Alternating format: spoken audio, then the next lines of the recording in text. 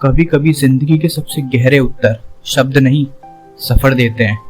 मैं भी एक ऐसे ही सफर पर निकला था। उत्तराखंड के कुमाऊं हिमालय के कोने में बसी हुई एक जगह, पिंडारी ग्लेशियर। एक ऐसा स्थान जहां पहुंचने के लिए सिर्फ पैर नहीं, हिम्मत भी चाहिए होती है। ये यात्रा आरंभ होती है बागेश्वर से, उत्तराखंड का एक छोटा सा धार्मिक नगर जो दिल्ली से लगभग 470 किलोमीटर और लखनऊ से लगभग 450 किलोमीटर दूर है। यहीं से शुरू होती है एक ऐसी कहानी, एक ऐसा रास्ता जो तुम्हें दुनिया से नहीं, खुद से मिलवाता है।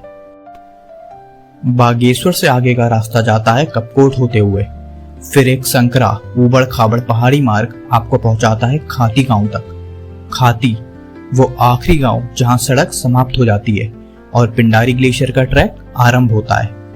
इस गांव की सादगी, लोगों की मुस्कान और चारों ओर फैली पहाड़ों की खामोशी शहर के सारे शोर को एक पल में मिटा देती है। सुबह जब मैंने ट्रैक की शुरुआत की तो रास्ता केवल एक पतली सी पगडंडी थी जो कभी जंगलों में छिप जाती थी तो कभी पिंडर नदी के किनारे किनारे हिमालय की गोद में ले जाती थी। ट्रैक की कुल दूरी लगभग 40 किलोमीटर है, आना जाना मिलाकर, और इसे पूरा करने में लगभग 2 दिन का समय लगता है।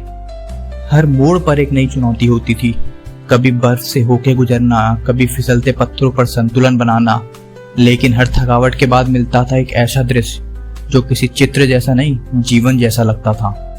रास्ते में कुछ विशेष पड़ाव भी आते हैं, जैसे द्वाली और फुरकिया, जहां रात बिताने के लिए वन विभाग की छोटी छोटी हटें भी हैं। खाती में कुछ सरल लेकिन सिंपल होम स्टे भी मिल जाते हैं जहां लोग बेहद मिलनसार होते हैं। एक बात याद रखिए, खाती के बाद मोबाइल नेटवर्क पूरी तरह बंद हो जाते हैं। ना कॉल, ना संदेश, बस एक संकेत मिलता है, अंतर्मन की शांति का। लोग पूछते हैं पिंडारी आने का सबसे अच्छा समय क्या है, तो मैं कहता हूँ यदि सच्चा हिमालय देखना हो तो मई से जून के मध्य या सितंबर के अंतिम सप्ताह में अक्टूबर के मध्य तक आओ।